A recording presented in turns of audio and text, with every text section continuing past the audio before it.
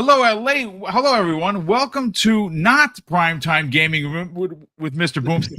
That was last night. Unfortunately, I am coming into this podcast hot because I've been doing a lot of stuff. I've been up since 6 in the morning, taking care of some stuff around the house. And, well, I forgot to switch it to X Vlog Live. But that is what we're doing here today. And look, folks, this is going to be a bit of a shorter show. I want to say about 60 minutes because unfortunately C Money has to bounce because he has some, prior engagements to hang out and do, take care of. But listen, we have a rock solid show for you. If C Money does got to leave, maybe I'll hang around for another 15 or 20 minutes, kind of take on a subject of the people. You guys and gals have something you want me to talk about. I could hang out a little bit afterwards and kind of talk about that. But C Money, how the heck are you, brother? Welcome back. We are talking about Blade. We are talking about the June showcase because showcase season is upon us. And it appears that Xbox is going to show up with a lot of bangers. How you feeling, man? Welcome back. Feeling good, man. Another week. More Xbox news. More fun stuff to talk about. More dope-ass games to play. Look at this Doom footage. Come on, man. In Game Pass too. And you know what? It's funny. Every time I mention it, there's somebody in the chat. No names because we don't want to embarrass anybody. We are called shills for talking about one of the best services in the business, and I find that to be kind of disingenuous because I guarantee you that if this was Sony doing this, these knuckleheads would be gushing, as the kids like to say, 24 hours a day because Sony was doing it. But again, folks, if you didn't know, like C Money said, Doom is available for everyone. As a matter of fact, it was available since 8 p.m. Eastern last night, and I'm sure there's a lot of people playing it. Have you had an opportunity, C Money, to get down with what is going to be one of the biggest releases of 2025? Oh yeah. Bethesda hooked us up. Nice. The night of with the premium edition, so it's cool. I got my Doomslayer all suited out in the Divinity one, so he's all suave looking. I got my dragon and my machine. Was it my mech?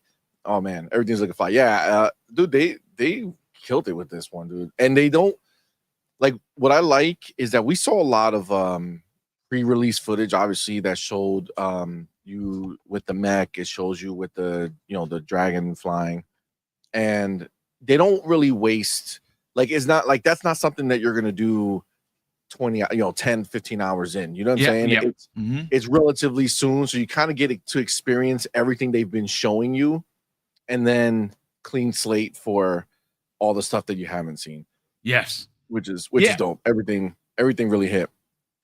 I enjoyed it. I'm enjoying it in a major way. How far did you get? I think I'm on chapter 6 now. Okay, nice. I am at chapter 19. I am 3 levels away from beating it. I just crossed the 40-hour mark in the game. Each level, depending on what you do, could be upwards of an hour. Or like if you're someone like me who likes to basically look for everything, it could be more. I don't run through the levels. Well, no, I do run because I'm just a tank. And my Slayer is so leveled up, it's not even funny. Like I almost feel like increasing the difficulty because I'm playing on the Hurt Me Plenty difficulty, which I think is normal.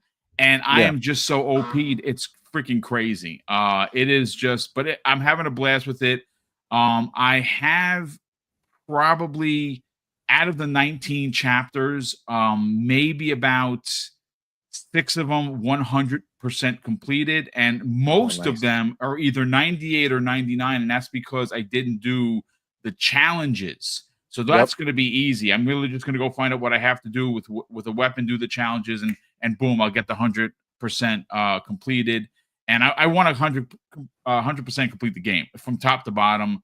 Nice. I got to get back to Expedition 33. It's the sin of sins for me.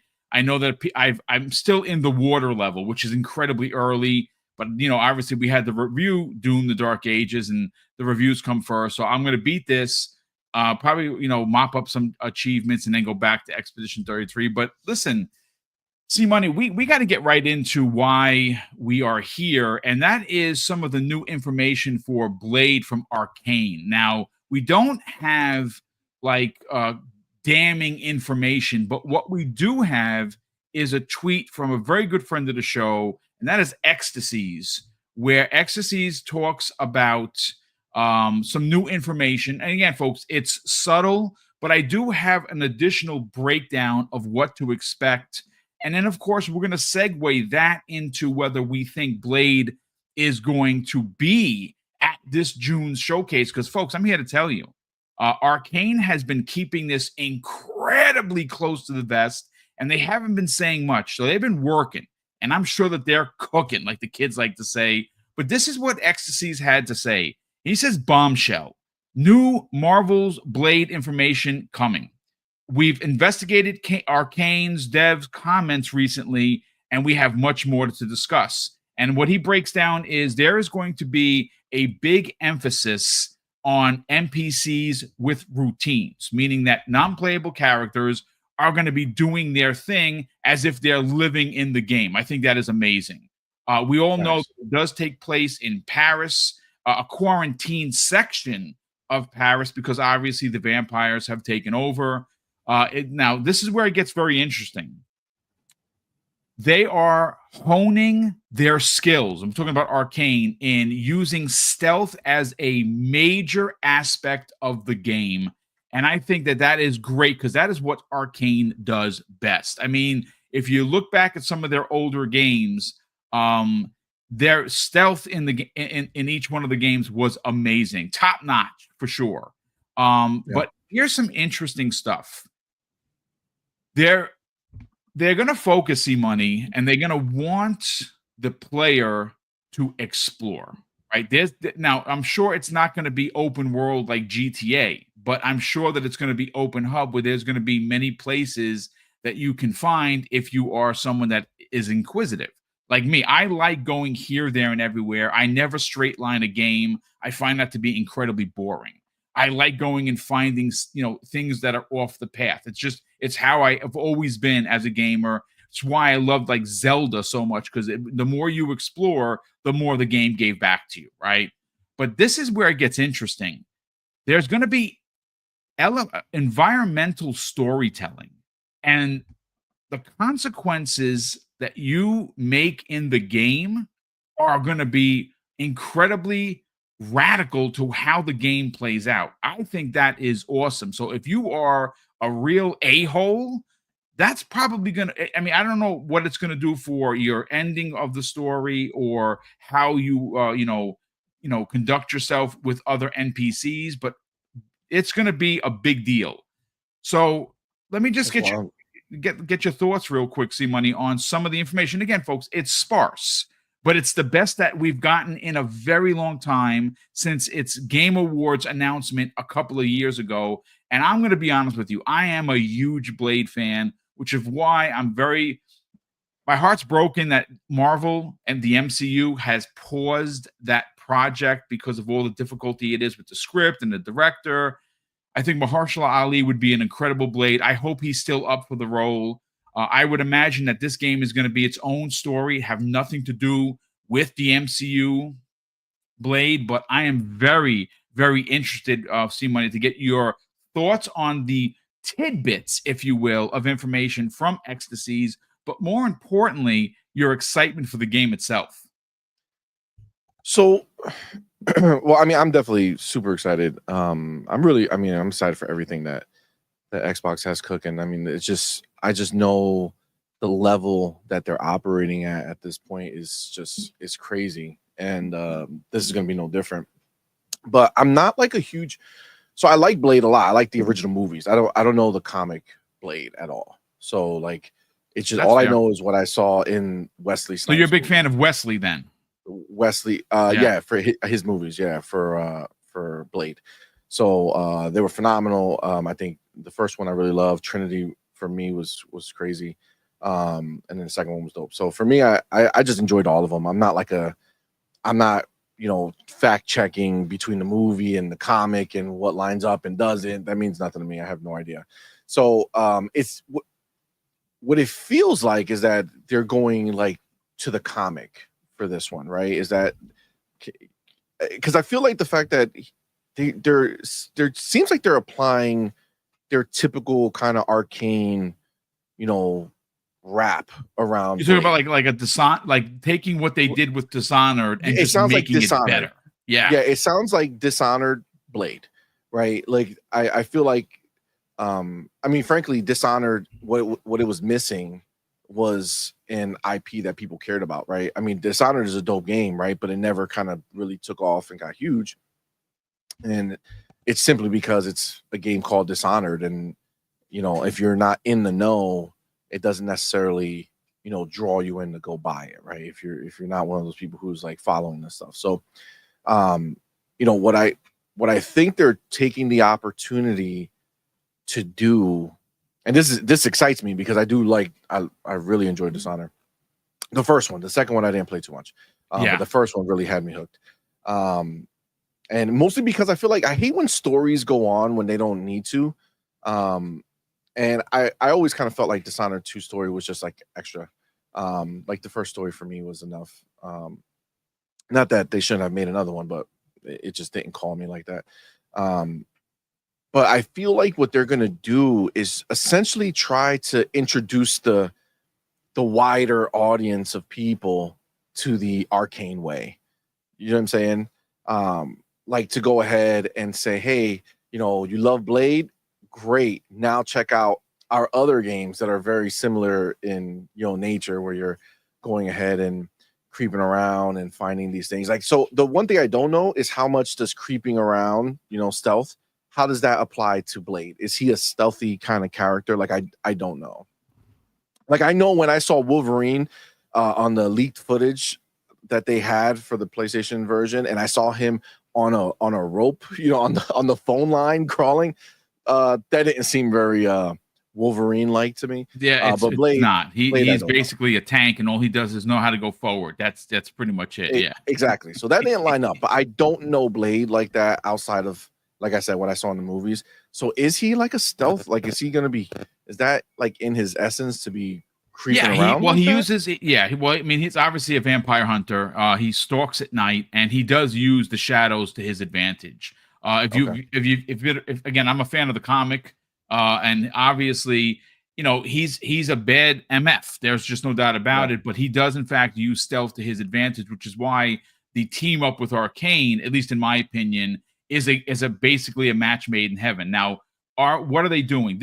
Look, I do have some notes here. So you know what, C Money, before we go any further, let me just get everyone up to speed here. Obviously, if you didn't know, Blade is being made by Arkane Lyon. It is a single-player, third-person action game. And why this is a big difference from what Arkane has done before is everything they've done before has been first-person. Now, I am actually super glad that this is going to be third-person. That is what it was announced as. I hope that it stays. I don't even want a first-person perspective. I want a third-person, story-driven, a Marvel action game with one of the best characters that they have in their roster. And again, I'm hoping, and again, I'm nerding out here, folks. I'm a big MCU nerd. I'm a big Marvel comic nerd. I'm hoping that this is just a step in the right direction to Marvel's Midnight Suns. And look, I'm getting goosebumps, folks. The Midnight Suns, if you don't know who they are, they're basically the Dark Avengers. They have Blade, they have Punisher, they have Ghost Rider. All of your dark characters are a part of it. Moon Knight is a part of that as well. I hope, dude, I'm telling you right now, I know it's just Blade for now. I have a strong suspicion that we're going to get some cameos in this game. And I think they're going to potentially run down that road of the Midnight Suns, which is a freaking amazing series. But here's a little bit of more of the details that I was able to pull up on the game. And again, folks, it's sparse. You can get this yourself. But if you want the links, I can definitely add it to the show notes and you can just check it out. Obviously, like I explained, Arkane Lyon is doing it. This studio is the one that did Deathloop, and it's set in a quarantine section of Paris where vampires are terrorizing the city. So that part of the city is going to be closed. It's going to be quarantined, and that is where the game is going to take place. Now, like, is this like a Batman Arkham City? It might be. It kind of might be like that, where it's a part of the city which is massive, and I would imagine the Eiffel Tower is going to be a part of it because that's a big draw for Paris. So it could be kind of open world if that's the route they're going to go. I mean, to say that it's a quarantine part of the city, meaning they lock the whole city down. Yes, I mean, it's a possibility. Listen, give me big spaces to run in, and I'm good. Now, here's some information on the story and the gameplay. The game will feature an originally penned story. It's going to focus on Blade's vampire hunting and his abilities. Players will be able to experience Blade's skills in combat, traversal, and stealth within the ginormous game world. Now, this is where it gets interesting. The morality system is going to be on display in a big way. It says there are rumors that the game may feature a morality system potentially similar to the one in the Infamous games, where the player's choices can impact the game's world and the character's alignment. So I don't know if you can go full Darkblade where he's actually killing humans, but if you can, that is going to be something I would have not expected for this original pen tale. There is no release window as of today's date, but there is some rumors and conversations happening where it may show up and in 2027. And obviously in 2027, we're getting 2 new pieces of hardware, allegedly, that you could get the new console. This could be a launch title for that console. So that's, again, folks, the information that we have is sparse, but we haven't heard much. So when I saw this, I was like, you know what? We got to talk about it. Any additional conversation you want to have regarding Blade? Because I think the morality system is going to be, everyone's Blade is going to be different. Because Infamous, listen, folks, Infamous was dope. And you could be a real MF in that game, or you could be like me, who likes playing as the good guy, Mr. Goody Two Shoes. Let's talk about it. See. So, okay. So when it comes to Blade himself, right, being able to have multiple essentially variations of him as far as like good guy, bad guy, doing different things, I think that's going to be really unique. I don't know how they're going to tie that back to the character himself. Like again, me not knowing Blade too much outside of just the movies, and even like I look at the movies more as a movie more than like Blade himself and like getting an idea of who he is type deal. When I think of him, I look at him as like a badass, like he has like a one-track mind to just go handle these creatures and get rid of them. But if they're doing morale, then that means there might, like, I guess maybe people that are left that didn't evacuate in the city still, you know what I'm saying? Like that they quarantined it. So, I mean, did they trap people in? You know what I'm saying? And they just said, F it, we're just taking it, just locking in that city. I mean, there's definitely a lot of different ways that they can take it and go with it. I mean, ultimately, I'm wondering, when did they show us that clip? When did they show? That was during the Game Awards, I think 2023, if I'm not mistaken. So they've been working on this game for a minute. So it's been a little while, right? Like a year. Well, and then I'm assuming they worked on it a little bit before that, right? So at least 2 years. Yes, at least 2 years. So they can definitely have something to show us. But if they're doing if they possibly will be launching with the next gen console. That would be dope, dude. It would be dope. It would be dope. I don't know if they would show us now though, right? Because like if at first we thought that 2026 might have been the year, right? Because of the 25-year anniversary lines up with everything. Yes. It just made so much sense. That was the original plan, C Money. I actually talked to a couple of people behind the scenes, and again, this is, folks, take it with a grain of salt. The folks I talked to are trustworthy, and the original plan was 2026, but some things have changed, and they've moved it from what we understand to 2027. So that's fine. Again, we have, with the hardware is going to be the hardware, but if this was a launch title, that would be a pretty big deal, dude. I mean, I think so. I think it'll be a huge deal because having a Marvel IP to launch your next gen box is pretty impressive. I think it's going to be I think it's a smart move. I think it's a good move overall. So you're talking maybe 2027. Man, I'm just for me, like I'm trying to wonder how they were going to push it, because that art style they showed us for the trailer, I don't know if they were locked in on that or if that was just something they put together for the trailer. But I'm definitely it seems like almost like a that. cell shaded kind of art. No. Here's the thing. I look. I'm gonna be honest with you. I trust and believe in Arkane, and even though I saw somebody put this in the chat that they didn't like, so it was fuck you or you two in the chat says I didn't like Deathloop or Dishonored graphics. That's not Blade's vibe, in my opinion.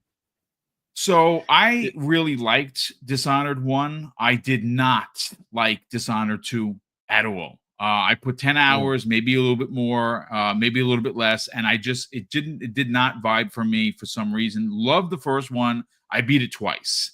Deathloop, here's the problem. I bought it for PlayStation 4, was it when it came out? I bought it for the PlayStation when it was an exclusive for a year, because it's an Arkane PlayStation 5, right? Yeah, PlayStation 5. So I got it for the PS5 and put about 10 hours in. I'm like, yep, this is not for me. When it came out back when it was re-released on Xbox and Game Pass, I'm like, you know what? Let me try it. Maybe it was the controller that I didn't dig. I'm rocking an Xbox controller. And I did the same thing. I literally got almost to the same spot. And I'm like, you know what? Just Deathloop is just not for me. That's why. But I actually really like Deathloop, man. Wow, really? Yeah, I could not get into it. I played it when it came to Xbox. And yeah, I dug it, man. I mean, it's like, I don't know. I guess I could see how you either like it or you don't. But I like the banter. Like, I feel like they did a great job with the characters. And I enjoyed the powers and stuff. It was good for me. But I could definitely see how some people may not. And the funny thing is I typically don't care for things like that make you do something over and over again. Yeah. But I don't know. I feel like they kind of nailed it. Plus, if Xbox is a part of it, there's a good chance that I'm a little more open to trying to see if it's something that I would like or not. Because they tend to kind of make the games that I want to play. Yeah. So when I saw this one, I was like, all right, I'm gonna do it, and yeah, I beat it. I liked it. I think it was a fun overall game. And the ending does leave it open for a part 2. Because you do kind of have like a choice at the end. Obviously, they're going to have to pick one that's the canon ending. Yes. But it does leave it open. So, we saw I'm sure you guys already covered it, the trademarks. I did. I actually made a video on it. As a matter of fact, yeah, the four games were trademarked, and Deathloop was one of them, and Wolfenstein another. If you missed that video, folks, go to the channel and check it out. Yep. Quake was even, and I put it to this way, and I don't want to go off canter because I know we're pressed for time, but I've been dying for a new Quake for years. And if they take the same ideology they did with Doom, when they rebooted in 2016, and when they rebooted Wolfenstein, and they take that awesomeness and add that to Quake with a reboot, yeah, I'm all in for that. And I gotta tell you, again, I know it's we're talking about Blade. It is Bethesda.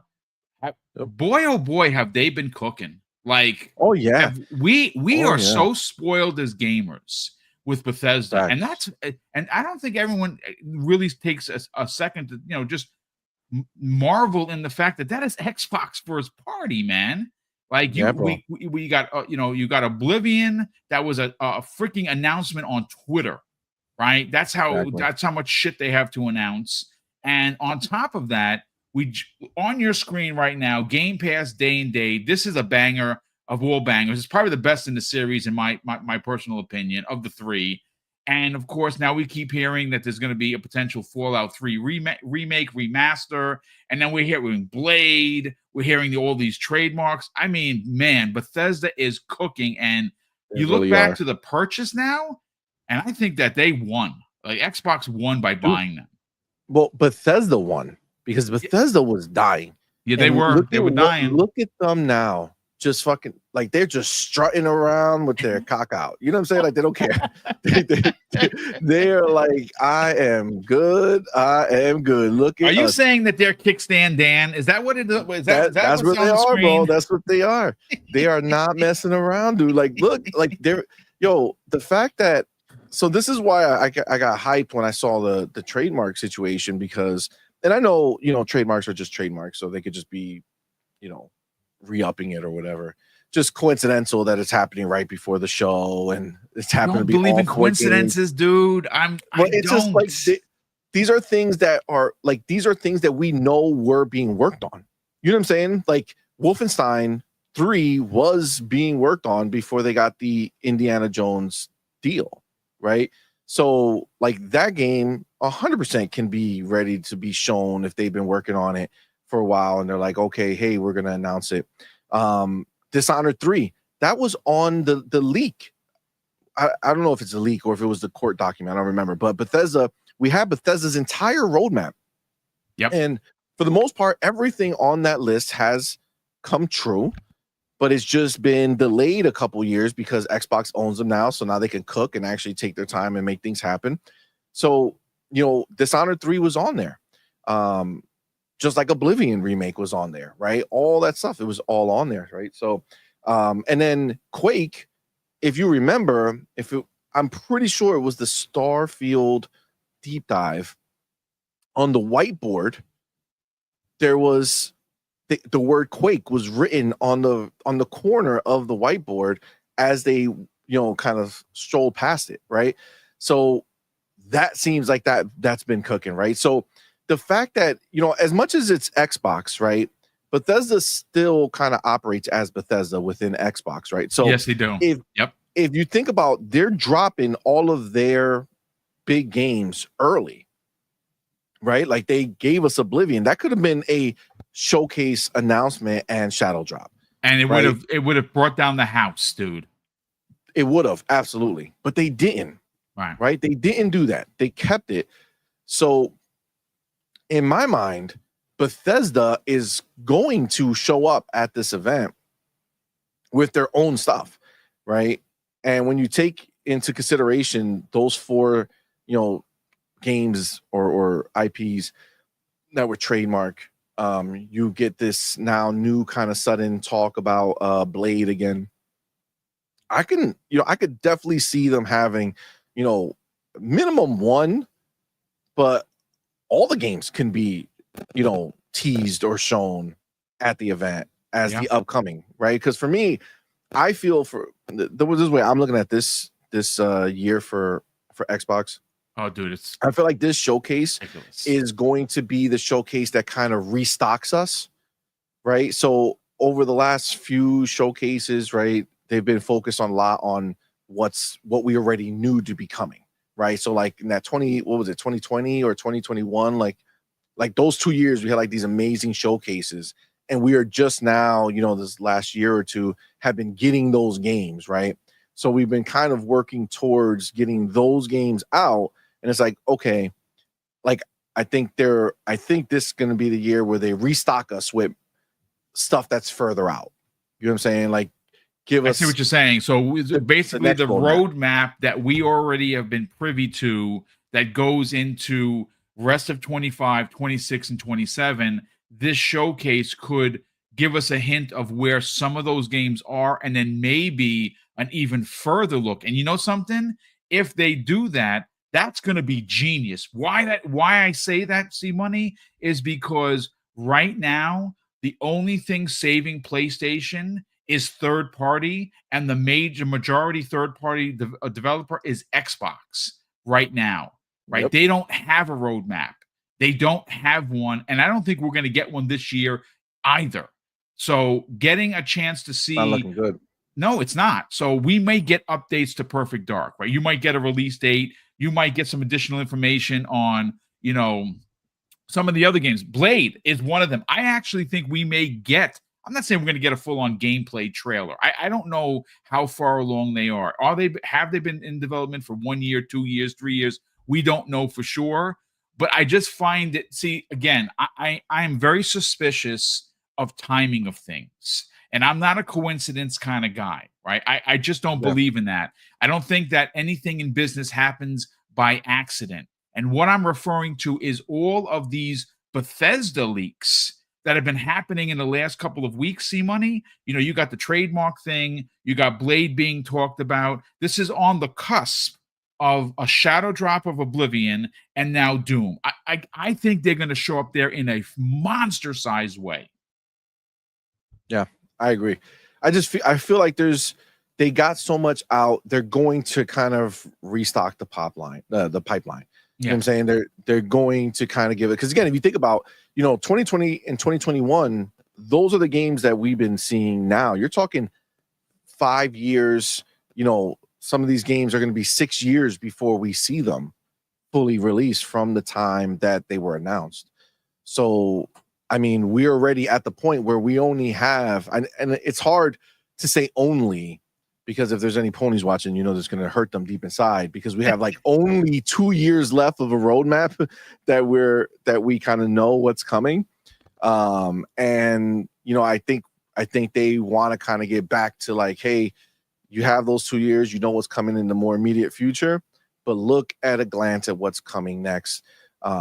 And I think they could definitely do it, because I mean, look, they gave us State of Decay 3 footage last time, which for all intents and purposes is a game that should be coming out next year.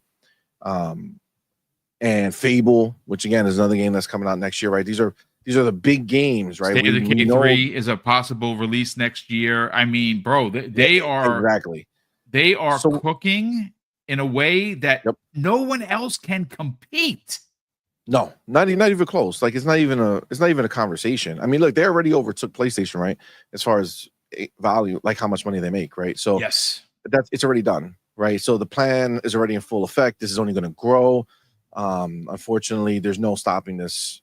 So the rest of the world is going to just watch as Xbox continues to dominate in every facet of the game. But again, you see those big hitters, Fable, State of Decay, right? Like Perfect Dark. These were big ones. Gears, right? E-Day, right? They gave us that one. These are all games that we're looking at next year, right? So, I mean, we might get a sneak one into this year. We don't know, but definitely next year, right? So, again, kind of all the big hitters are coming up soon. So, I think it's time. You know what I'm saying? Give us a nice restock. You know what I'm saying? Show us what's to come.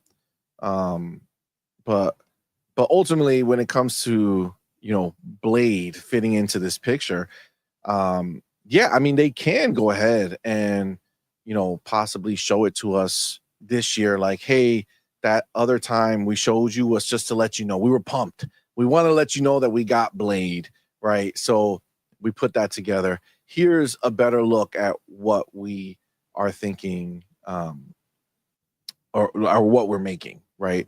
And honestly, I think it's going to be dope.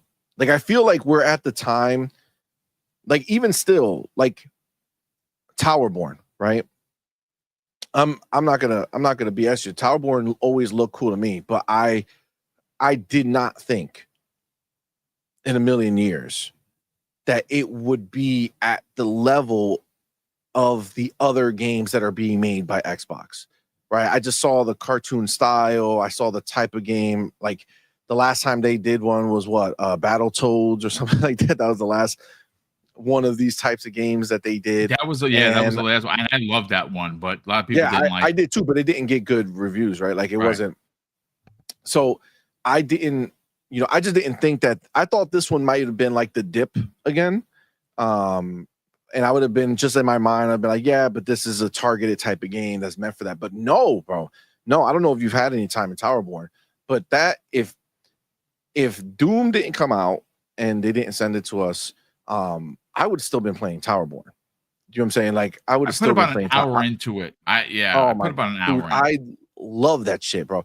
It's so good. It's so good. And it's like it's just a type of game. And again, I feel like this is where Xbox is just takes things to the next level because they don't only mess with the same type of games, right? Yes. They give you the different games and the different genres. And Towerborn is, a kind of like a side-scrolling beat 'em up, if you will.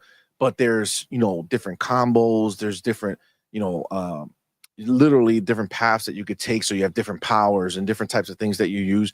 And I'm telling you, man, when you play that game, if you get into it, if you don't get into it, right away, then I don't know how much of a change it'll be later. I got into it, like when I first started playing it, I said, okay, this is good, like good enough for me to keep playing. But then as I kept playing, it just started sucking me in, man. Like I just got so into it. I really, really am digging that game. So for me, when I look at what Xbox is able to do, they're hitting at every point, right? Even when they do these kind of offbeat type games that are not part of the normal hardcore game or whatever it might be, however you want to frame it, they're still knocking it out the park. Like this is sold, and it's still in early access. It's just going to get better before they launch it. You know what I'm saying? I mean, listen, again, it's just, I think Xbox is at peak performance now. And I know that people are going to, clip this and try and laugh it up. But look, the truth of the matter is okay, folks, they're not selling consoles. Yeah, we get it. That has been run to the ground, and it hasn't changed. The numbers are in, folks. You can see the numbers, the decline. But again, even Sony is no longer basing their expectations and the way that they do business on numbers only. They're moving to MAU. We talked about that last night. And a lot of PlayStation gamers are really pissed off about that. Well, you know what? It's never 5, 10, 15, 20 years ago, it was about console sales. Grow up. It's not about console sales anymore. It's about putting games on places where people are going to buy them. And right now, the most games that a PlayStation gamer buys is Xbox. Let that sink in, ladies and gentlemen, because that's actually happening. But it's just the fact that they're able to do all this, and again, even with an off type beat game like Towerborn, they're still at that level. Yep. Every time I see a new game or hear a new game from them, like it's just like I'm just so excited for what that's going to be. Like I know that Blade is going to be the best game that Arkane has ever made. Yeah, right. Like I just know it. Everybody is just operating at a higher level. Redfall was kind of like the catalyst of change that needed to happen. That really sometimes you got to fail to win, brother. Perspective.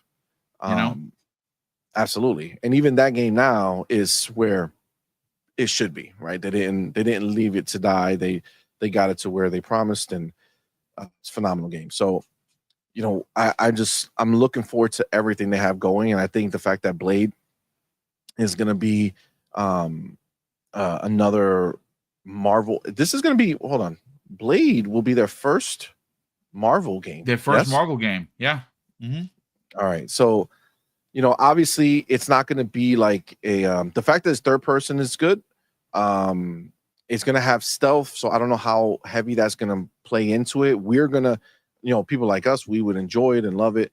Obviously some of the casuals. What if they give you that Splinter Cell flavor of stealth? I mean, it'll be amazing for us. I can tell you that much. Yeah, I think it was. I'm very happy that it's third person and not first person. And that's where I find it to be so interesting, because that's not what Arkane does, right? Like they are doing something that, a perfect example of what they're doing, even though it's not a 1-to-1. So bear with me, is look what Playground Games is doing, right? They are known for one of the greatest racers ever created in the Forza Horizon series. And I would dare bet that Forza Horizon 5 is probably the best they've ever done, right? That's not even a question. Yeah. But they're making Fable, right? That is so different. And even though again, folks, it's not a 1-to-1 with Arkane, but Arkane is known for story-driven, stealth-driven content through first-person perspectives. That's not Blade. Blade is going to be a third-person, over-the-shoulder action game. And I love the fact that they're doing something that is not in their wheelhouse, and that's why I think it's going to be dope. But look, at the end of the day, C-Money, I know we only got you for another 20 minutes, so I want to get right into and segue into the showcase. Yes, look, this summer is going to be a big deal for Xbox. I don't know what's happening at the Keighley event, which is the Summer Games Fest that is happening the 2 days before the Xbox event. That happens on a Friday. The Xbox show is on a Sunday. I will be in LA with Hargeet, with a lot of people from the community. Shout out to a couple of people that actually got picked by the Community Fan Fest event, or for it, I should say. Maverick, BT Maverick 707 got picked. So congratulations, brother. That is freaking awesome. Mark Devlin has also got picked for to be there, and it's going to be a lot of fun. Again, it's for the fans, by the fans.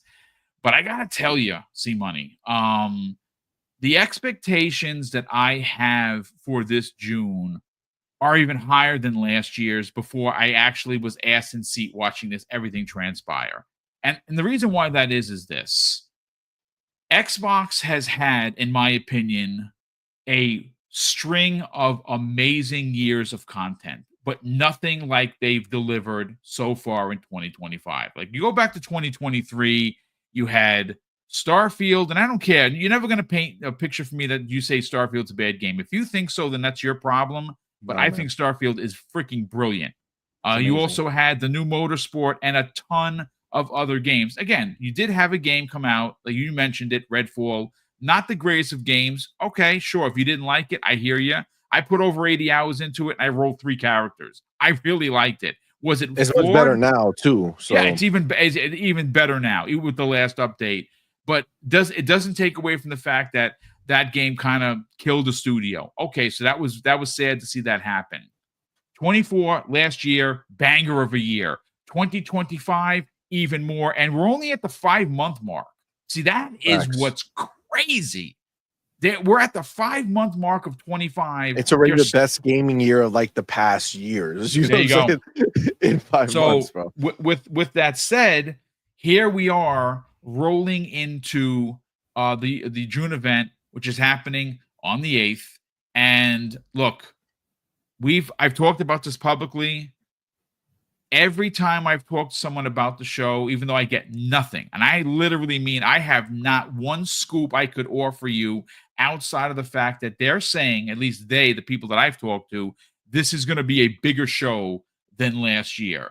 And the other thing that I heard is Xbox is taking security on this thing super serious, and they're keeping it way close to the vest. There are only a handful of people that know what's going to be at this showcase. So that tells me that there's probably going to be a couple of surprises there. And again, I'm going based on what I have heard. It is going to be even bigger than last year. And I'm going to be honest, I can't fathom that, because last year's was the best Xbox show. I would even dare say it's probably one of the best gaming shows in the past 20 years. Like, if you walked away from that showcase and you were unimpressed, then you're just not a gamer. Because everything that they showed at that showcase blew the audience away. And I was one of those audience members. And it delivered. And they delivered. Look at Claire Expedition 33 was on that stage, right? Yep. And then look at what we got from it, right? What a fantastic. So, you know what? Let's roll right into your thoughts, man. First of all, what are your personal expectations for the showcase based on what we know? And we don't know a lot, but I want to kind of take another additional nugget of information and ask you personally, what is the one game that may or may not have already been announced that you need to be at this showcase? Okay. If anybody who's watching knows me, and I see a lot of you in there that do, then the answer should be easy for you to know. It's that dude right there. That's right. I need to see the Chief, baby. Give me the next Halo at the show, Yes. the remake, whatever you're doing. I don't care. Chief needs to be on that stage. It's go time, baby. All right. I want to see it. I'm ready to see it. Goddamn, I need it. Yeah. It's like, listen, this is the thing that happens to me, right? So we got Infinite. Infinite was amazing. Loved it. My favorite Halo. Okay. Yep. Loved it. So good. And now it's been some years, right? Some years. And we have great games coming out. Beautiful. But like I'm getting to that loop around, right? Where it's like, okay, I'm ready. Where it's like, give me my next Halo, right? I need it. Let's make it happen.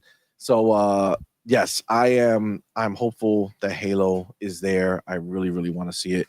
But then aside from Halo, if you just think about everything that we know of that we still haven't seen more of, just the stuff that we know of is going to make this show like crazy, right? Yeah. If we see State of Decay 3 gameplay, if we see Perfect Dark gameplay, if we see Fable gameplay, if they go ahead and show, I'm sorry, Gears of War E-Day, if they show us some gameplay of that, right? Crazy. Just those 4 games alone, crazy. But then you have games that we kind of know about and kind of faded away, like Everwild.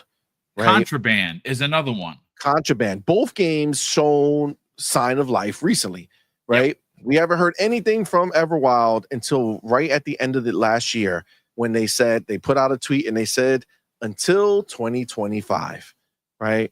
So like they are clearly going to show us Everwild. There's no part of me that doesn't believe that that's going to happen. So I feel like Everwild is going to be there. I think Everwild is going to be a sneak hit, like a sleeper hit. Like we're not going to be expecting how good it looks. That's what I kind of feel from it. I think it's going to be, I think it could very well kind of position itself as like the Zelda, like the Breath of the Wild, right? They had that art style down pack, looks gorgeous. And you can kind of see that they had this idea of more of a bigger world where you have like these creatures and stuff. We don't know. Obviously, a lot of that stuff is more than likely changed. I know they changed the game for combat, right? So they're going to add all that stuff in there. So I think that this is going to be a bigger game. And it's from Rare, right? It's a Rare game. I know people forget that Rare, has made bangers in the past outside of Sea of Thieves, right? They are the ones who created, Fable. They are like it's time, right? It's been enough time. They've clearly been working on this for a long time. So I am very excited to see what that is. And then Contraband did the same thing where they kind of just started out of nowhere talking about hiring some people, right? They wanted to bring on more people for it. And so that game could also be in a position where they're going to show us more of the game. I don't know if that game is ready, but it'll be nice to see some of that, right? So even right there, you already have 6 games that would be exciting to see, right? And then obviously, there's a game that we know, but we're not going to see. I doubt greatly is Elder Scrolls 6. Yeah. Right? So. I mean, you could get like a teaser trailer, though, right? I mean, it's possible, but I don't know. It's because if it's gonna be, it depends on when the launch of that damn system is, man. Because if it's 2027, I feel like they're gonna aim to make this 2027, right? Like I feel like they are gonna want this to be a next gen game, right? Yeah. Especially since what they did with Starfield, like, is crazy, right? But they essentially took this generation to the brink, right? Not that the next Elder Scrolls is not going to be on this generation, but meaning when they're thinking innovation, they're going to be looking at wanting to make a big bang on the next console. I feel so. If we can technically we can see a little something that they've been working on. And it could be just as little as just a walk through a town or something, and people will lose their minds. But that one will kind of, we'll see. But then there's so many other possibilities. You know, you got Double Fine's game, right? They kind of alluded to the fact that they're going to be ready to show some stuff. You know, when they did these projects with that 100-star, right? Yes. That deal they made. Did they make that deal because that game was already, you know, further along and they got to see something exciting, so they took that deal? Or did they just take that deal like oh, you guys are a talented bunch, we believe in you, let's work together? I feel like they had something already before. Well, that's how Xbox it usually works with Phil ring on it. Spencer, right? Like if you know some of the stories that went into the ideology of purchasing Playground. Playground was making a game that was an open world RPG. They turned into Fable, right? When Phil visited Compulsion Games and they were early on with South of Midnight, they were like, yes, let's go. So a lot of the situations that you have as first party studios now started out with a visit by Phil Spencer. Maybe that's something that's similar that happened here. Yeah, it's very possible. And I feel like that will be the way that it happened. So we might be able to see that. You know, Activision made Elsewhere, working on a game. Did they announce the name of the team after they already had a game, you know, far enough to say, okay, we could put a stamp on this game, we could give it, you know, the studio a name, let's go? Or was that something where they just made Elsewhere and it's like, okay, they're going to work on something, we'll see what happens? Right. I kind of feel like similar. I feel like, why announce something if you don't already know that it has a game ready to go, right? Like I just feel like you're not going to want to risk announcing a studio and then they shit the bed, right? You already want to have like proof of concept that they already have something that looks really good.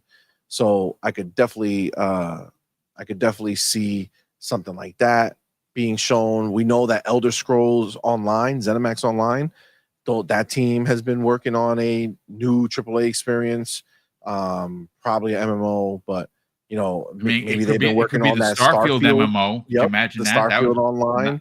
Blow the doors. I kind of feel like they have to make that, right? Like, yeah, I feel like I agree. They have Fallout, they have Elder Scrolls. The third pillar is Starfield, so I could definitely see that happening as well. So I mean, there's just so much that if we just kind of think about it a little bit, can see possibly being there. And then on top of that, you just have the possibilities of everything else, right? Did they buy somebody? Did they lock in some deal with somebody and they're going to show us something? Who knows, man? I know we're going to see Ninja Gaiden, right? Ninja Gaiden 4, which is going to be dope. A trailer just dropped for that, you know. They did show a little a sneak peek of it. Yeah, I mean, there's just so much. I just can't see this this year being any lesser than any other year. I feel like they're just going to be bigger and better. Last year's show was an hour, right? Yeah, and then it was a half hour for Dev Direct right afterwards. Yeah. So, and obviously, I'm leaving out Outer Worlds because we do know that Outer Worlds 2 is having the Dev Direct, right? So they're going to have their Dev Direct after the show. So question is, are we going to get like an hour show again? Or is there more that they need to show? So are we going to get like an hour and a half regular show and then the half hour Outer World? I mean, who knows? But I'm pumped. I mean, if you remember the couple of things from last year, they said that the show was so big that they wound up having to cut it down, right? Mm-hmm. And I think that they may be more prepared for that now. The one thing I can expect that they're not going to say is temper expectations. I don't think you're going to see that, but yeah, they didn't say that last year.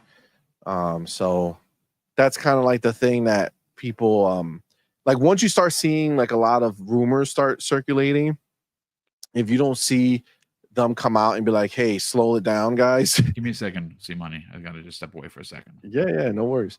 If you don't see them say like, hey, check, chill. Oh, I saw that one too. They Can't Stop Me.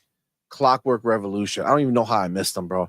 That studio is, they're so funny. They're so fun. Like, their Twitter account is crazy. Like, if you don't follow In Exile Twitter, you're doing it wrong. You definitely have to follow them. They're always doing funny stuff. like, I don't know if those guys actually work on games or if they're literally just fucking like social media people for them, but they're hilarious. They're really funny.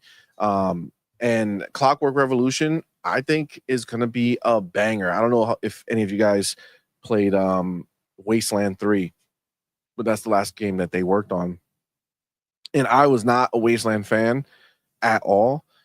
But I gotta tell you, that was an amazing game. I never ever play games like that, man. And you know, they obviously, it was on Game Pass, played it, loved it, hilarious, funny ass writing, great storytelling. So it's not just comedy for comedy's sake. It's funny, but it's also telling a great story. They do choice and consequence better than most. Even like so far, like you could have essentially like ended the game almost like right in the beginning of the game if you just like shot the boss or whatever. Like if you just killed that guy, the game would have essentially ended right away. So like they just give you so many options in these games. It's crazy. It's crazy. They're so talented. And I mean, ultimately that's what Xbox is now, right? Like they have the talent to make the games that we all love and want to play. Yep. And they have the talent to make games that we wouldn't think we would want to play. But because of Game Pass, we don't have to be like, oh, I don't care about, this type of game. I'm not going to buy it, right? Like if you're a PlayStation dude and PlayStation makes Concord, you're like, I don't really like it. That. Doesn't look good. I don't want to buy it, right? And then that's it. The game's done. Right? On Xbox, games can be made, and to your eye, it might not be your type of game, but because it's available, you play it, and it's great. Like I tell the story all the time, but like Our History Untold, Age of Mythology, these are games that we never would have played, but they were in Game Pass, and obviously Xbox hooked us up for review codes early, so we went and we did that, and we fell in love with these games that we would have never ever played.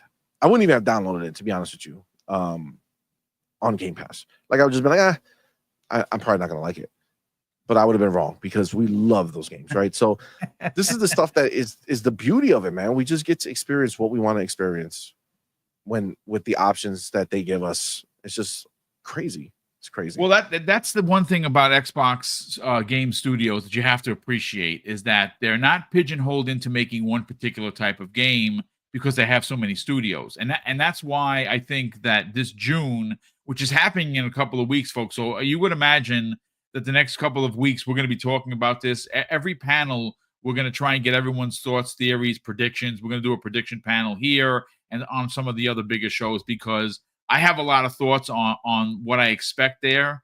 And again, folks, take it with a grain of salt. I keep hearing that it's going to be bigger than last year's. And again, that's really hard to understand because last year's was epic.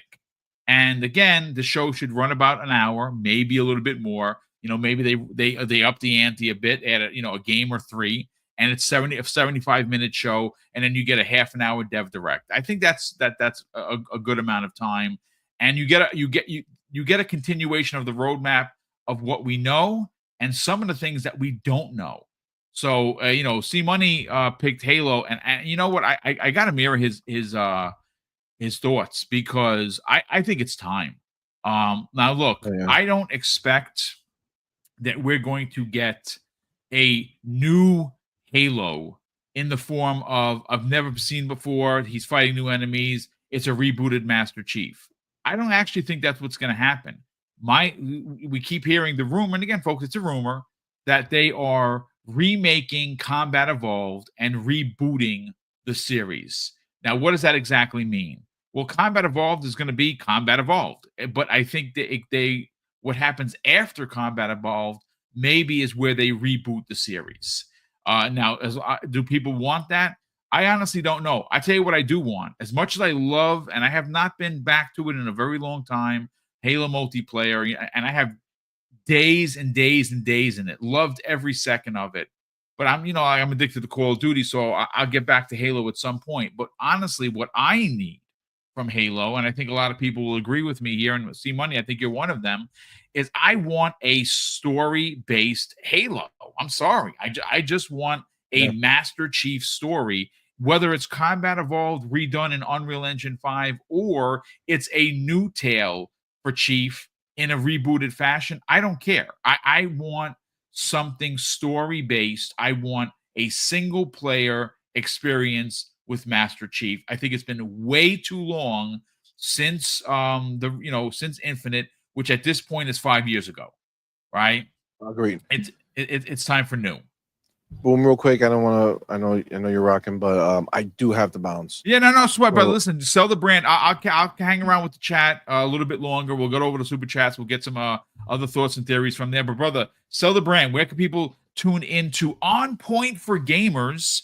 And more importantly, where can people subscribe to help you guys get to the incredible number of 25,000 subscribers?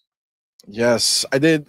First of all, I love being on the show. Boom. Always find me here. Xlog Live, Thursdays, 12 p.m. Eastern. It's always a fun time, man. So thank you, my brother. Yeah, On Point for Gamers. I put our link in the chat. Nice. Please hop in. Yeah, we're like 95 people away from dude, that's amazing. 25K. So that would be very dope if you could.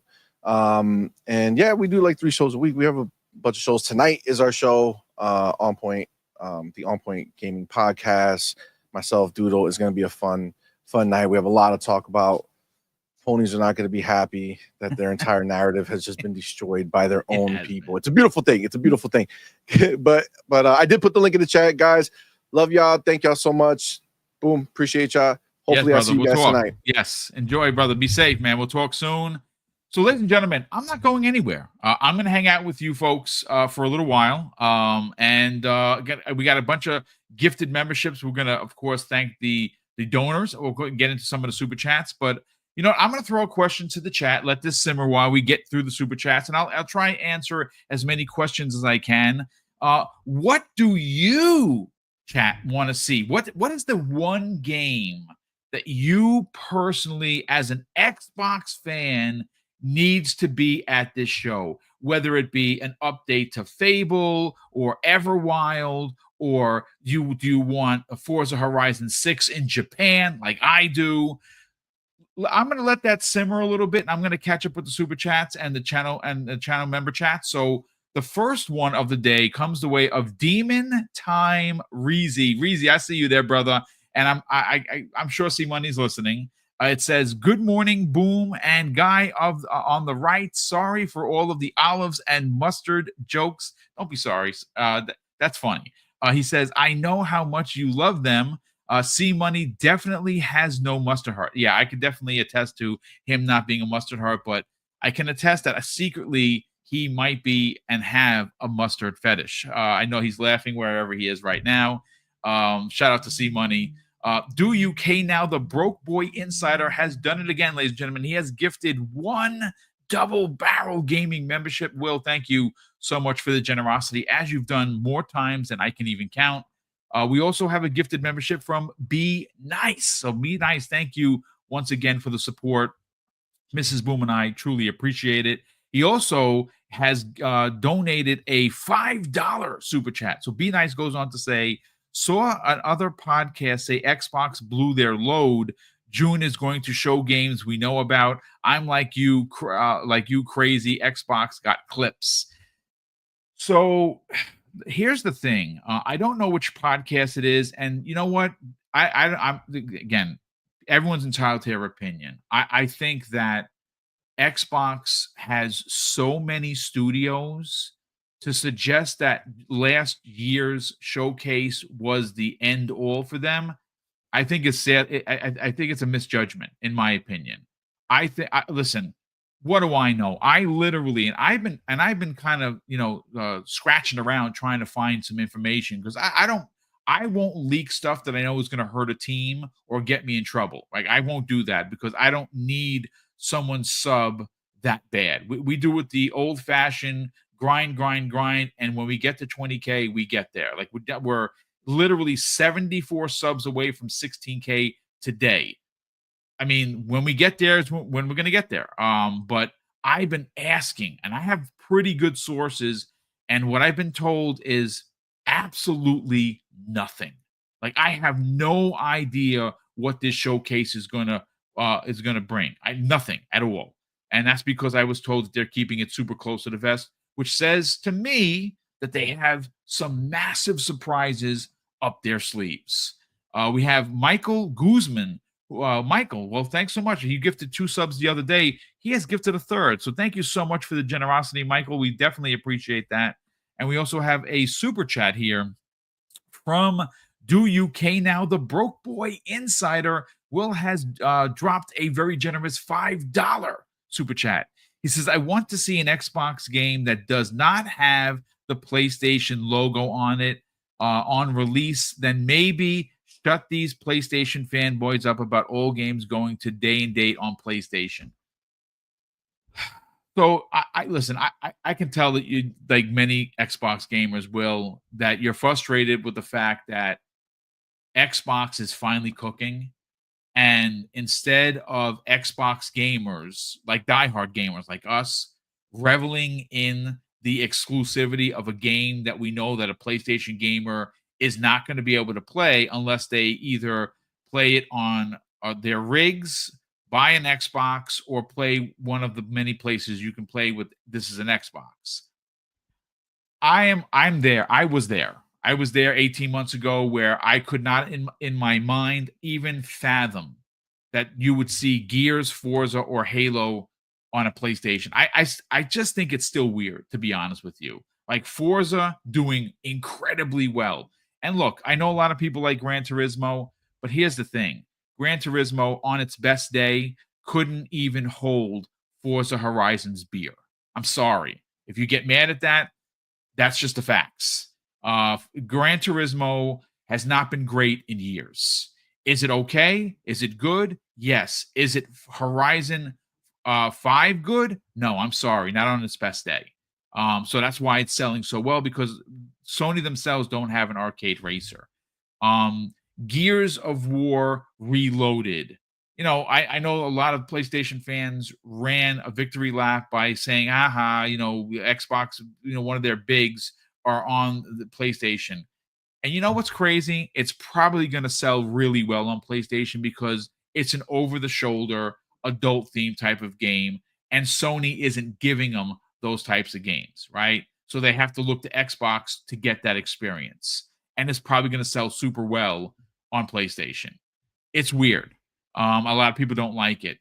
The one thing I will advise any diehards is, I think Phil Spencer kind of set up what this showcase was going to be, not in terms of its substance, but what to expect in regards to, is this game a PlayStation, Switch, or Xbox game? Is it an exclusive or not?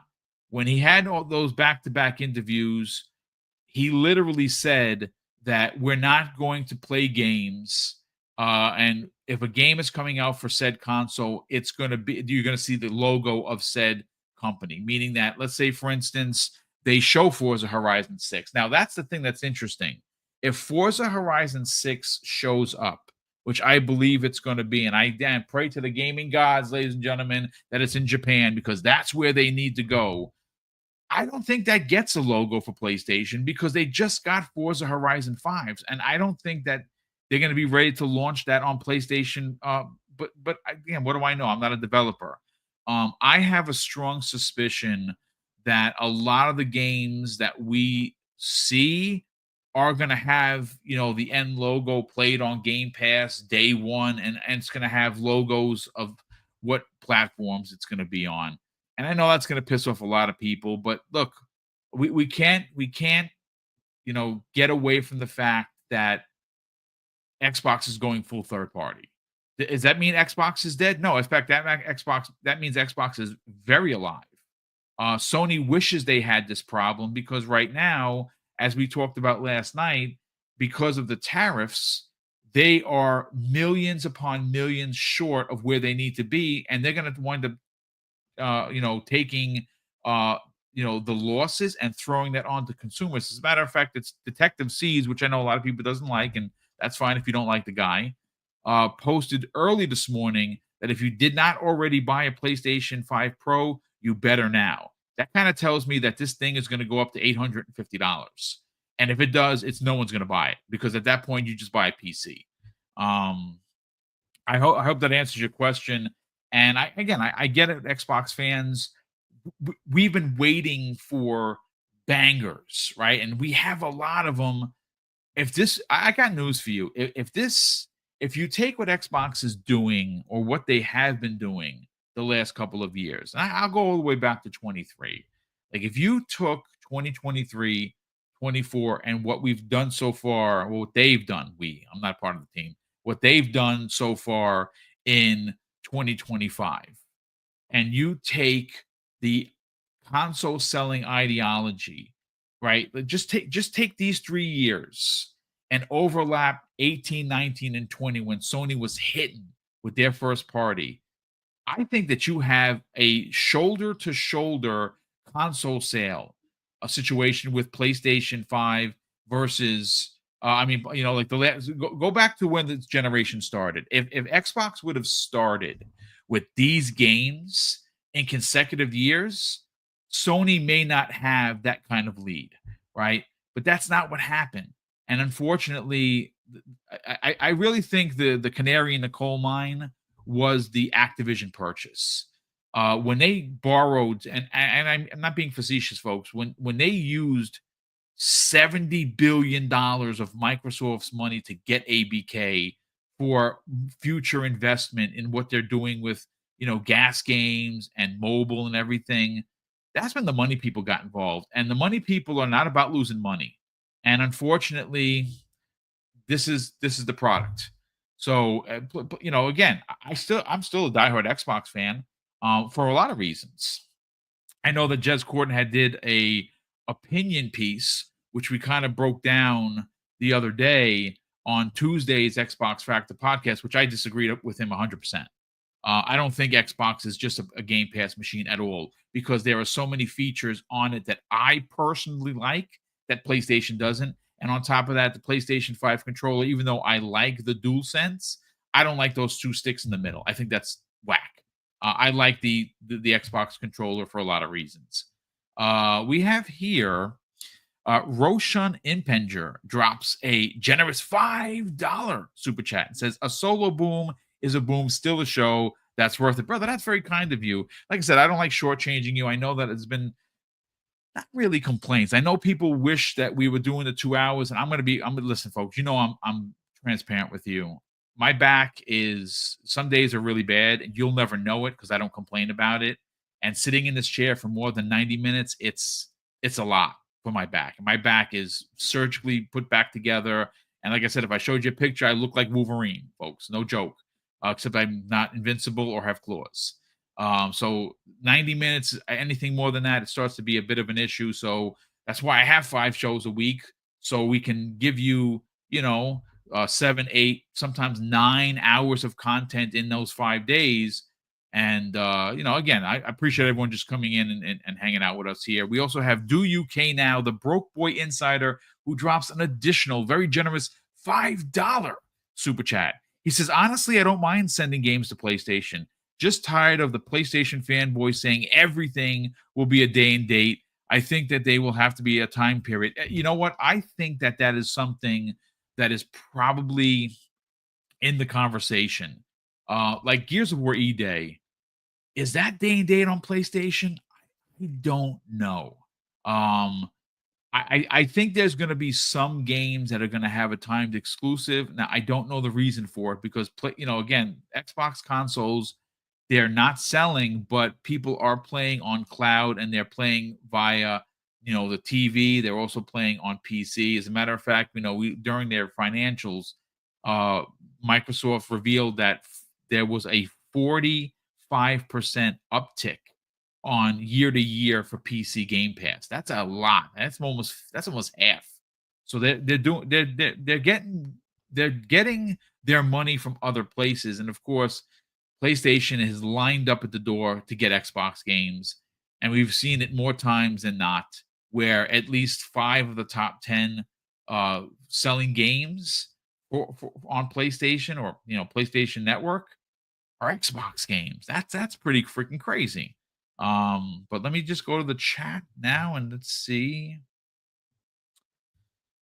Oh wow! So meet the cheater. He has boom. He says boom. I've had 7 spinal surgeries. Oh man, that is awful, brother. I'm so. He says he's basically top to bottom titanium. Yeah, I'm fused L4, L5, S1. So yeah, it's again, and that's the thing. I don't take any medication for the pain. I don't, which is why I work so hard doing the boxing course because I work on my core, and that's why I take this stuff super serious because again my job is to make the NYPD pay me and my pension until at least I'm 108. After that, maybe not so much. Let's see. If anybody have any questions here? So Dark Zones 2025 says the greediness of Microsoft, Sony, and Nintendo is getting in the way. Yeah, I mean, the corporations are going to cooperate, right? Like that's just what they do. I know that Sony is, they nickel and dime you. I don't think they're worse than Nintendo. Nintendo is like the prime suspect with nickel and diming. We've talked about that in jokes before. Where how many people in the class raise your hand that did you buy Super Mario Brothers 3? I think I bought it like 4 times. It's ridiculous. I love that game, but yeah, I bought it originally. Then I bought it on the Wii. Then I bought it on the Wii U, and then I bought it for the, obviously for the Switch. I mean, it sucks. But see, out of the 3, if there is a silver lining, Dark Zones, it's got to be Xbox Game Pass because again, yes, we're still paying. We're still paying for a service. We're not getting anything for free here, but at the same time, you are getting unbelievable value. I don't know if that takes away the sting per se, but at least of the 3 bigs, at least there's something that you can subscribe to that gives you in the same month, Doom: The Dark Ages, Oblivion remake, or Expedition 33, Towerborn. I mean, that's just 4. I mean, like I was talking about I think last night, like that Ninja Turtle game that it just dropped. It's just in there. And I downloaded it. I have not played it yet because I want to beat Doom, but that game looks dope. Now, I'm not a fan of those turtles because I'm an 80s kid. So I'm gonna play through because I'm a Ninja Turtle fan, but I'm not a fan. My nephew Tyler loves those turtles. Those are his turtles. My turtles are the ones from the 80s. So I'm gonna play through it, but it's again because it's very stylized. It looks like an anime. It looks phenomenal, but those are really not my turtles, and it's fine. I'm looking to what do you call it? So Stage on X. This is a really good one. He says, I'd like to see Killer Instinct at Xbox. Bro, from your mouth to the gaming god's ears, and here's why. I know I sound like a broken record, folks, so bear with me. I think that Game Pass is not only the greatest fiscal thing that they could do for gaming, talking about Microsoft and Xbox, by offering that kind of value for that price. Now, is it going to go up? Probably. When? We don't know. But listen, if it goes up to $22, hopefully it's not something egregious like a Netflix thing where it's $5. Because even at 25, it's not bad. But I never champion price increases. I'm not that guy. But as great as Game Pass is, and as many genres that are in Xbox Game Pass, from Towerborn to Doom, right, and everything in between is amazing. There are a couple of things in there that are missing. I'm a family guy. I love playing, with Tyler, whether it be on the Switch, whether it be on the PlayStation, whether it be on the Xbox. And when he comes over, and he comes over quite often, we kind of like to sit together and just play a game. And we always revert back to Mario Kart because he loves it. He goes right back to Smash Brothers. He has over 1,000, I think 1,200 hours in that game, and he is really good at it. But one of the big missing pieces from Xbox is the fighting game. And yes, I know there's been fighting games on there before, but they have their own branded fighting game, and Killer Instinct is so different, so vastly different than Tekken or Soul Calibur or even Street Fighter, that it deserves to have a sequel. And on top of that, the big draw here is the IPs that Microsoft, more specifically Xbox, owns. Like like the big thing for Mortal Kombat, for instance, besides it being incredibly gory and just some of the best Mortal Kombats we've ever played, at least in the last couple of years, is their guest characters. And Xbox is loaded. I mean, you can have Doom Guy in there, you can have Joanna Dark in there, you can have Senua make an appearance. She would be a dope ass character. Master Chief, obviously, it has never been in the game, even though they've had Halo characters. So that I'm right there with you. And I got news for you. You will hear me in New York from LA if I hear the music dun dun dun dun. Like it's I freaking love Killer Instinct. That's a really good one. Yeah, so Rob Clay says Virtual Fighter is coming back. Yeah, it's a big deal. I love Virtual Fighter. I remember playing that in the Nathan's Arcade when it was actually new way back in the days. Let's see. The Arbiter. Yeah, that's right. Who said that? Let me see. Yes, the Arbiter was there. Yes, absolutely. Turtles Unleashed is the server slot. Again, that game looks dope. It really does. I haven't played it, but I downloaded it and I want to get into it for sure. I am starting to get a little bit parched. I'm out of water, and I want to say I maybe go another 2 minutes or 2 to 5 minutes. But let me just see if anybody has any other questions here. Torino Johnson, hello, sir. Great to see you here. Apologize I didn't, right at you, but I'm just solo dolo right now. So, Fillmore Pockets, great to see you, brother. Saint Reborn 311, welcome as always. Let's see. What we got here? Good question, Big Money. What happened to Guitar Hero? It's a damn good question, man. I know that Pragmatic Eagle, who's a good friend of the program, had made mention of it, where he thinks it is something to do with the licensing, and licensing is super expensive. I don't know if they just made them available via backwards compatibility. Would they have to re-up those licenses? When it comes to the music, it's gross. The music industry is just disgusting because everything is nickel and diming. So my answer to you, Big B, is I don't think Phil Spencer mentions or name drops a title that they're not currently thinking or working on. And he specifically made mention a couple of years ago about Guitar Hero potentially coming back. Now, why that's important is because Guitar Hero is a gas game. And it was a gas game before that was even a thing or even an acronym, right? Games as a service have been going on for years. They just weren't called that. And Rock Band and Rocksmith and Guitar Hero had you able to buy songs. Like if you are a metal guy like me and you saw a song from Metallica, F yeah, that is an automatic buy. So I think that they are potentially working on a new Guitar Hero. As a matter of fact, there was a guitar released last year that you can fold, which is awesome.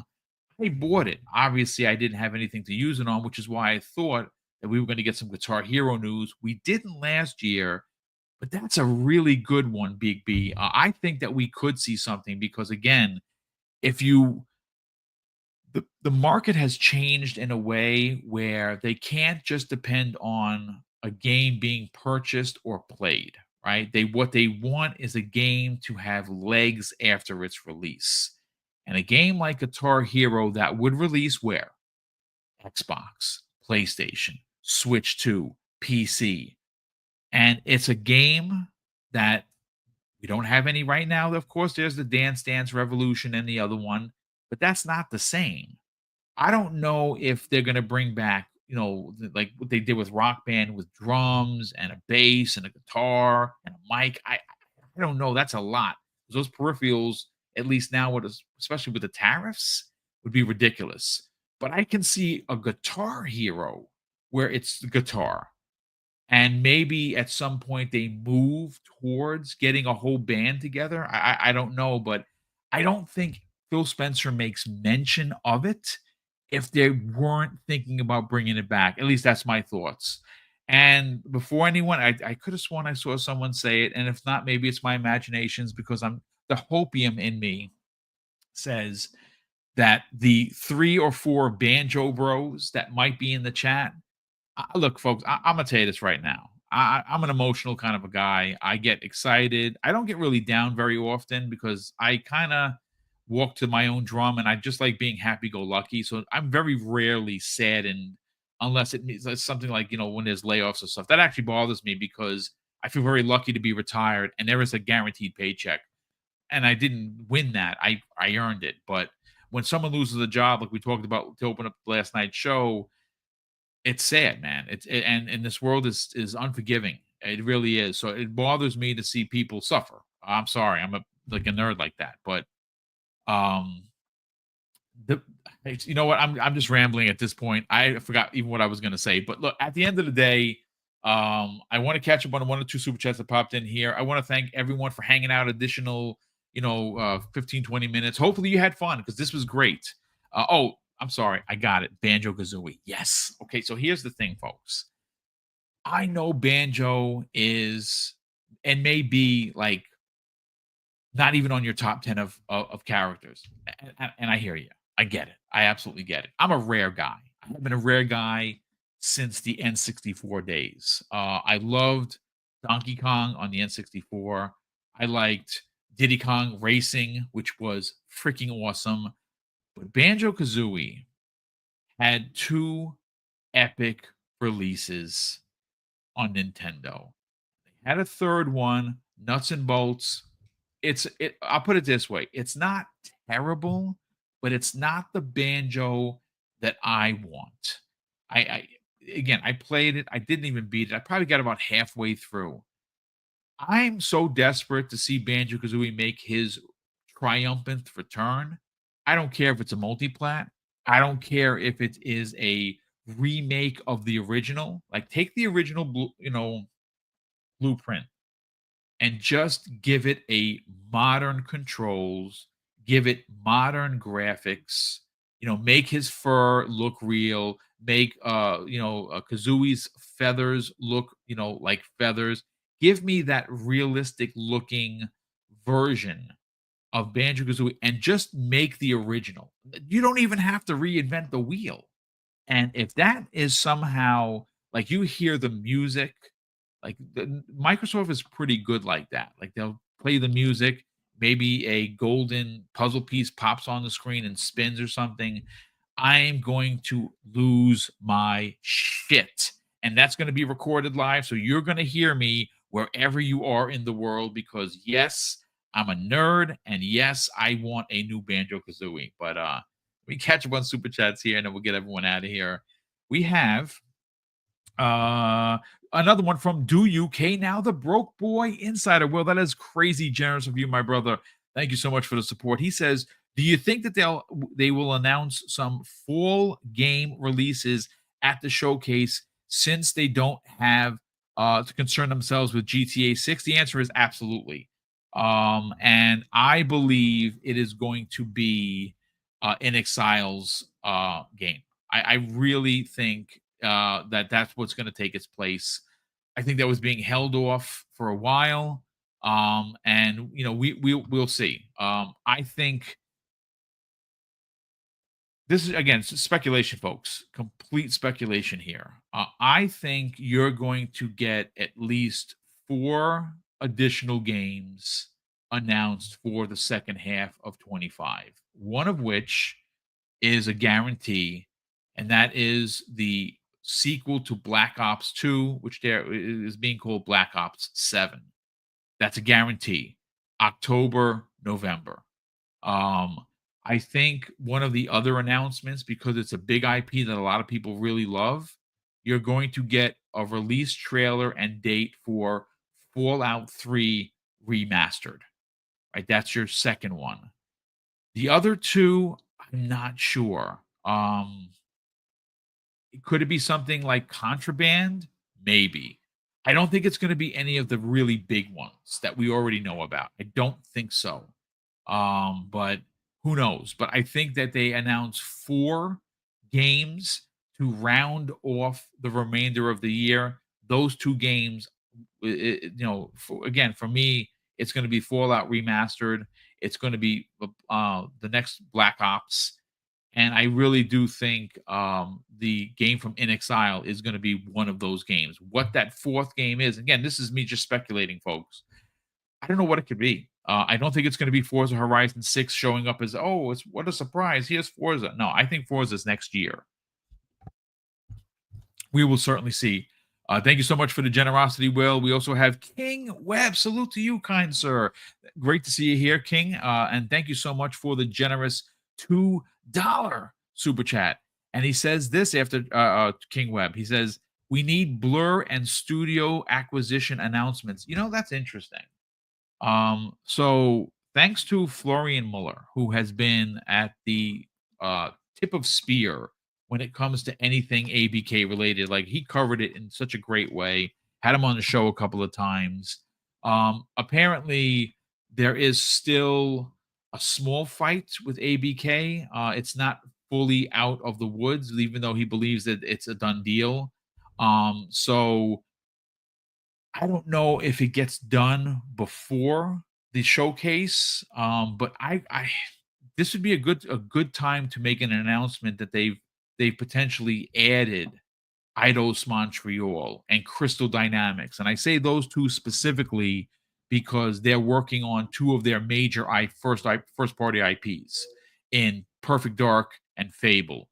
Those are going to get sequels, and you're going to want these teams that are working on this game right now, or these games, to be a part of the sequels, so it doesn't seem disjointed. This is one of the biggest problems that they had, back in the Xbox One days when they didn't have studios. Real quick, before everyone gets out of here, I do have an additional one. I think he was being a bit facetious, but I don't know if he knows. Clobriel had put out, if you remember, couple of days ago, there was a picture taken at Ninja Theory with a blurred out screen, right? And I think that's probably Project Mara. I think that's what it is, but then I could be wrong, right? He had, and again, I don't know if he was being serious. I should have just asked him, because I talk with him, on the socials every now and again. He had put the screen coming up to your face, and then it displayed Crackdown 4. Look, I'm gonna tell you this right now. There's gonna be some virtual tomatoes in here that didn't like Crackdown 3. I understand you didn't like it. I freaking loved it. I freaking loved Crackdown 3. Every second I played, I loved it. Is Ninja Theory the team to do a Crackdown 4? Well, shit, I don't know, to be honest with you. They're talented as all hell, but I would love a new Crackdown. I don't know if anyone else agrees with me, but if you don't, that is absolutely fine. But ladies and gentlemen, I just want to say thank you so much for hanging out with us here today for 90 plus minutes. I hope that you enjoyed the show enough to hit the like button. If you're feeling super generous, please consider not only hitting the like button before you get out of here, share this on the socials, and let's try and get those 74. We're 74 subs away, ladies and gentlemen, from 16K. And I would love to get that before I fly out to the event in June. And you can help us get there. If you find the channel for the first time, please consider subscribing. And of course, a big thank you to all of the super chats, all of the gifted member chats as well. Mrs. Boom and I are incredibly grateful for the support. And of course, I'm going to close out the show with something that's incredibly important to me. Hopefully, one day, ladies and gentlemen, it'll be important to you. And that's something that my dad taught us when we were kids. And he would say this: Craig, treat others how you want to be treated. And also, it doesn't cost anything to be nice. If you live by those rules, son, I can guarantee you're going to have an awesome day. So take care, everyone. And we'll see you next time on the newest episode of X Vlog Live.